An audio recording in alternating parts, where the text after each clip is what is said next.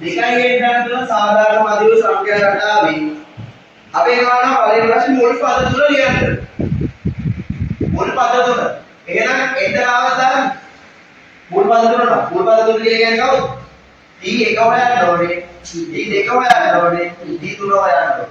අපිට සූත්‍රය දීලා තියෙනවා Tx සමානයි 2 හෙන්න 3. මෙයාගේ T1 හොයනවා නම් එන්ටර් දෙනවනේ කීයද? 1යි. එහෙනම් T1 සමානයි 2යි ඉන්දියට 1 දාන 3 දෙවරක් එක 2යි 3යි කියද? 3යි 2යි 5යි. එහෙනම් පළවෙනි පදේ කවුද? 5යි. දෙවෙනිට කොහොමද? 2යි ඉන්න 2 දානවා දාන 3යි දෙවරක් 2 4යි 3යි 7යි. තුන්වෙනි එක මොකද්ද? 2යි එන්න දානවා 3 දාන 3යි දෙවරක් 6යි 3යි 9යි. ඔන්න මුල් පද තුන. 22 වෙනි පදේ. කොහොමද හොයන්නේ? 22 වෙනි පදේ. අපේ සූත්‍රය දීලා තියෙනවනේ. අවදාන්න. Tn සමානයි 2n දාන 3 22 වෙනි පදේ හොයනවා නම් මොකද කරන්නේ? n කීයද දාන්නේ? n සමානයි කීයද? 22යි. එහෙනම් T 22 සමානයි 2 ගුණ කිරීමෙන් n දැන්න වහිනවා 22 දාන 3යි. T 22 සමානයි දෙවරක් 22 කීයද? 22 එක 2 44යි 44 දාන 3 සමානයි කීයද? 47යි. එහෙනම් මෙයා 22 වෙනි පදේ කීයද? 47යි. right. ඊට පස්සේ තුන්වෙනි එක. මෙන්න හොඳ පොයින්ට් එක. 123 වන්නේ කී වෙනි පදේද?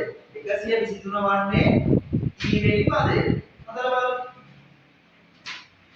මේ කියන්නේ 123 කියලා කියන්නේ අපි Tn සමාන 123 කියලා ගමු. Tn කියලා කියන්නේ 123 ලු. අපි හරියටම දන්නේ නැහැ. n වෙනි පදේ වෙන්නේ කියලා අපි හිතමු.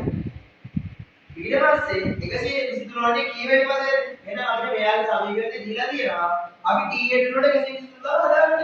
එතකොට n වෙන උත්තරේට මෙයාගේ පදේ කියන්නේ n කියලා කියන පද ගණන කිව්වනේ. හරි.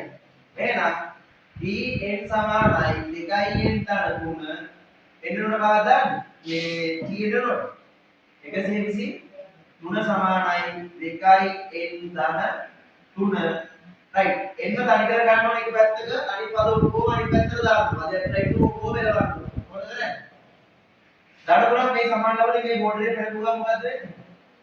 ඍණ 3ක් වෙනවා. 123 ඍණ 3 සමානයි 2n.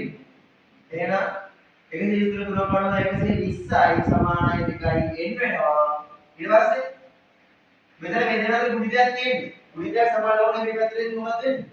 දෙදීමක් වෙනවා. එහෙනම් 120 මේ පැත්ත ගුණ කිරීම දෙක මෙහෙම වෙනවා. බෙදීම දෙකක් සමානයි n. එහෙනම් n සමානයි කීයද?